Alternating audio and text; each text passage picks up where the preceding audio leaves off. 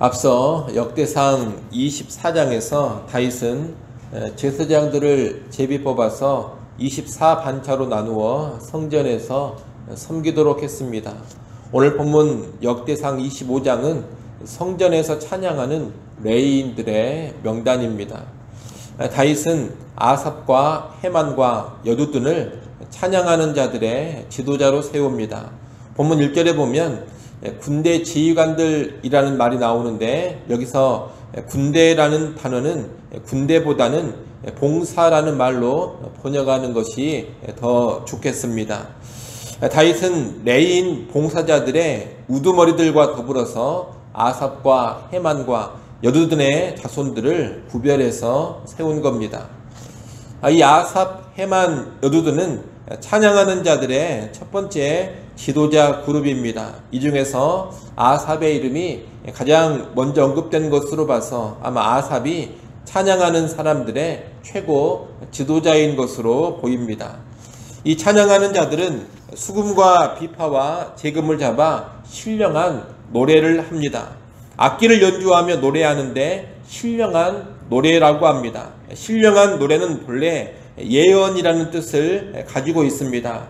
성경에 보시면 신령한 노래 해가지고 숫자 1이 쓰여져 있고, 난의 줄을 보면 그 1로 된 신령한 노래, 본래 히브리어 뜻이 예언이다, 그렇게 설명되어져 있을 겁니다.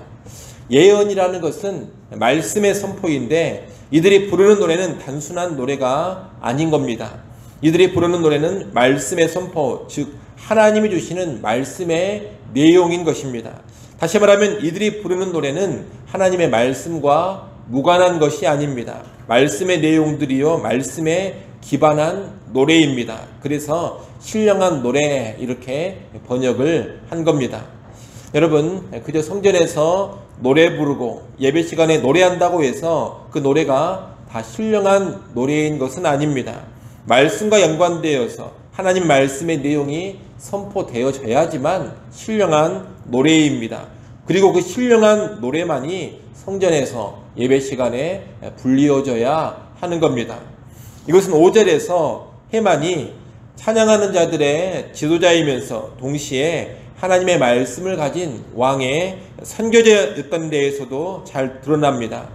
찬양을 인도하는 자, 찬양하는 자들의 지도자인 헤만은 하나님의 말씀을 선포하는 선견자, 선지자였습니다. 말씀의 사람이었다는 겁니다. 이런 사람이 이끌고 지도하는 찬양대인이 얼마나 이 찬양대가 말씀에 충실했겠습니까? 여러분, 찬양이라는 것은 결코 음악성만 가지고 하는 것이 아닙니다. 찬양은 음악적 재능만으로 작사하고 작곡하는 것이 아닙니다. 찬양하는 사람들의 근간에는 반드시 하나님의 말씀이 강하게 깔려 있어야 합니다. 말씀에 든든히 선 사람만이 제대로 된 찬양을 만들 수가 있는 것이고, 찬양을 부를 자격도 있는 겁니다. 이런 맥락에서 오늘 교회의 노래, 교회의 찬양도 언제나 말씀 중심이어야 한다는 것을 잘 기억하시기 바랍니다. 말씀의 내용과 상관없는 노래들은 찬양이 될 수 없습니다. 신령한 노래가 아닌 겁니다. 그리고 그런 노래들은 예배 시간에 불러서는 안 됩니다. 그리고 오늘날 찬양 사역자들도 음악성만 가지고 사역하려는 모습을 버려야 합니다. 그런 찬양 사역자들은 예배를 타락시키고 찬양을 오염시키게 됩니다. 말씀의 훈련을 충분히 받은 사람들이 음악성을 가지고서 찬양 사역을 해야 하는 겁니다. 우리는 말씀과 찬양이 따로 가는 것이 아니라는 것을 잘 알아야 되겠습니다. 찬양의 내용이 말씀 중심이어야 합니다. 그리고 찬양 사역자는 말씀의 사람이어야 합니다. 이것을 잘 아시고 찬양을 대해갈 수 있기를 바랍니다. 2절로 6절은 찬양하는 자들의 새 지도자인 아삽, 여두둔, 헤만의 아들들을 소개하고 있습니다. 아삽은 4명의 아들을 뒀고 여두둔은 6명의 아들을 뒀습니다. 그리고 헤만은 14명의 아들을 뒀습니다. 이 아들들은 모두 아버지의 지휘를 따라 악기를 연주하며 신령한 노래를 불렀습니다. 특별히 헤만은 14명의 아들들 외에 3명의 딸도 있었는데, 이 딸들도 악기를 연주하며 찬양을 불렀습니다. 여기 언급된 아삽, 여두둔, 헤만의 아들들은 모두 24명인데 뒤에 보면 이 24명의 아들들이 각기 찬양하는 사람들의 24반차의 대표들이 됩니다. 7절에 보면 아삽, 여두둔, 헤만의 지도를 받는 찬양하는 자들이 모두 288명이었다고 합니다. 7절 말씀을 여러분이 한번 읽어보십시오. 7절이 있습니다.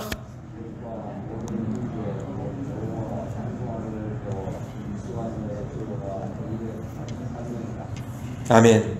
288명인데 이들은 모두 여호와 찬송하기를 배워 익숙한 자들이라 그렇게 말씀합니다. 이로보와 이들은 성전의 음악가, 찬양하는 자들로 봉사하기 위해서 충분히 교육받고 훈련된 사람들이었음을 알 수가 있습니다.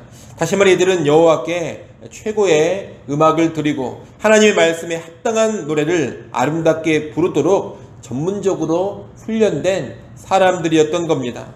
이 모습이 가르쳐주는 원리는 분명합니다.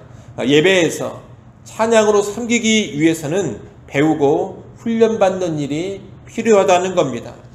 여러분, 찬양 사역은 아무나 하는 것이 아닙니다. 찬양대나 찬양팀도 아무나 하는 것이 아닙니다. 음악적인 훈련과 더불어서 말씀의 훈련이 잘 되어 있는 그런 사람들만이 감당해야 하는 사역입니다. 그래야지만 그런 찬양의 사역이 온전히 하나님을 영화롭게 하고 온전히 하나님의 기쁨이 될 수가 있는 겁니다. 8절은 이 훈련된 288명의 사람들을 제비 뽑아서 24반차로 구성했다는 말씀입니다. 8절을 한번 읽어보십시오. 8절 말씀 읽습니다.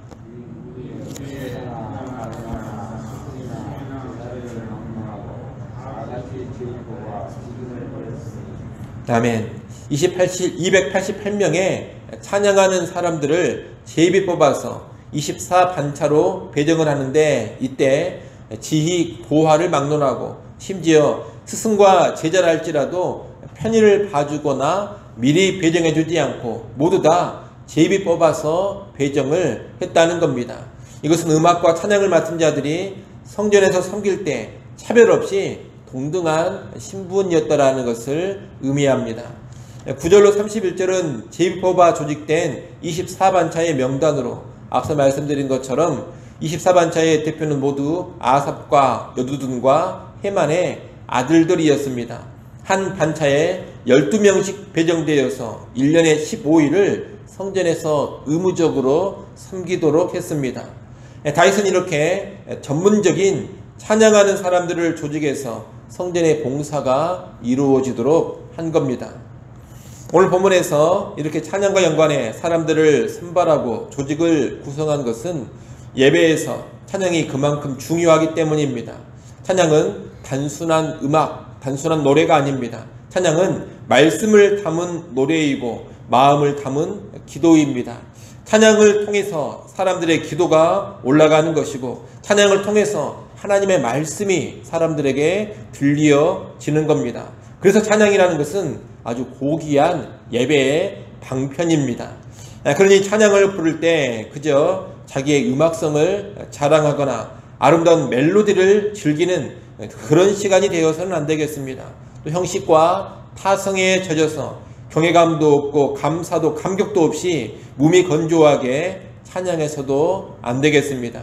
찬양을 부르는 시간은 하나님께 나의 신앙을 고백하는 시간이 되어야 하는 것이고 하나님의 말씀을 선포하고 말씀을 듣는 시간이 되어야 합니다. 우리 모두는 이런 찬양을 드림으로써 하나님 앞에 참된 예배자로 설 수 있기를 간절히 축원합니다. 기도하겠습니다. 아버지 하나님, 찬양에 관한 말씀을 보았습니다. 그저 음악성만 가지고 찬양을 하는 것이 아니라 음악성과 더불어서 말씀으로 잘 무장되고 말씀으로 잘 훈련된 찬양의 사역이 되게 하여 주옵소서. 오늘 우리 교회 안에도 음악성과 말씀으로 잘 무장되어지고 훈련된 그런 찬양의 사역자들이 있게 하여 주시옵소서. 또한 우리의 찬양이 하나님께 말씀에 근거한 바른 신앙을 고백하는 찬양이 되게 하시고 하나님의 말씀, 하나님의 음성을 듣는 거룩한 통로가 되어지게 하여 주옵소서. 아무쪼록 우리의 찬양이 예배 드리기에 부족함이 없게 하시고 우리의 찬양이 예배의 거룩한 방편이 되게 하여 주시옵소서.